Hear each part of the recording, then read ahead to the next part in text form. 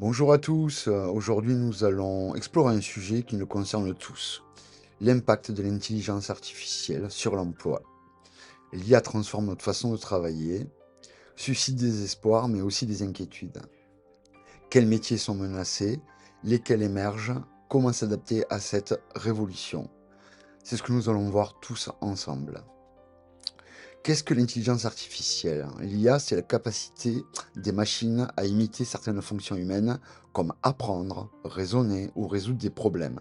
Elle est déjà présente dans notre quotidien, hein, assistants vocaux, recommandations sur les réseaux sociaux, voitures autonomes, mais son impact va bien au-delà. Parce que l'IA automatise de nombreuses tâches répétitives. Industrie logistique, des robots sur les chaînes de montage, la gestion automatisée des stocks, les services administratifs, hein, comme le traitement automatique de documents, la comptabilité ou la saisie de données. Et dans le transport aussi, véhicules autonomes et optimisation des livraisons, hein. On a quelques exemples concrets, hein, des caissiers remplacés par des caisses automatiques, des agents de centre d'appel remplacés par des chatbots. Ouais, on en reçoit plein dans la journée. Selon plusieurs études, des millions d'emplois pourraient être transformés ou disparaître dans les prochaines années. Mais l'IA ne détruit pas que des emplois, elle en crée aussi, hein. Développement et gestion de l'IA, il nous faut des ingénieurs, des data scientists et des spécialistes évidemment en cybersécurité, hein. L'accompagnement humain, donc formateur, conseiller en reconversion, éthicien de l'IA, ce sont des nouveaux métiers. Ensuite, on a aussi des métiers hybrides comme expert capable de combiner compétences techniques et humaines. Un exemple, c'est le métier de prompt engineer, qui consiste à créer des instructions efficaces pour les IA génératives, hein.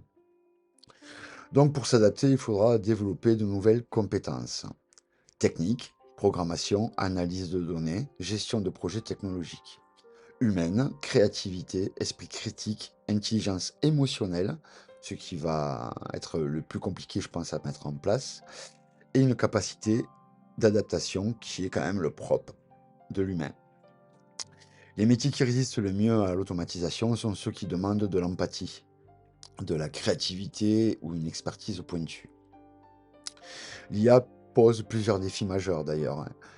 Donc, notamment en formation et reconversion, comment accompagner ceux dont le métier évolue ou disparaît.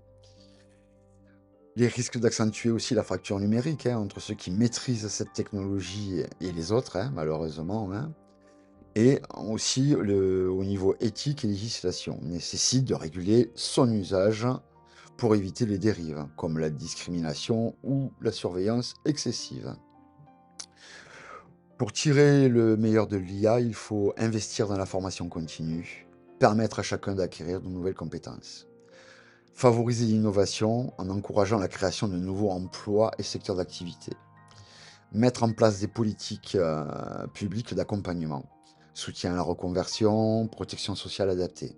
On peut peut-être parler même, avoir, vous me le dites dans le commentaire, d'un salaire universel. Pourquoi pas? Il y en a qui sont pour et il y en a qui sont contre.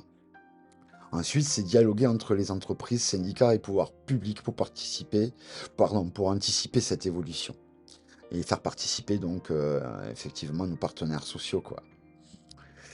En conclusion, l'intelligence artificielle bouleverse le monde du travail, hein, mais elle offre aussi de formidables opportunités, hein. La clé, c'est l'anticipation, la formation et l'accompagnement de cette transition, hein. Si la société s'adapte, elle pourra profiter pleinement de cette révolution technologique.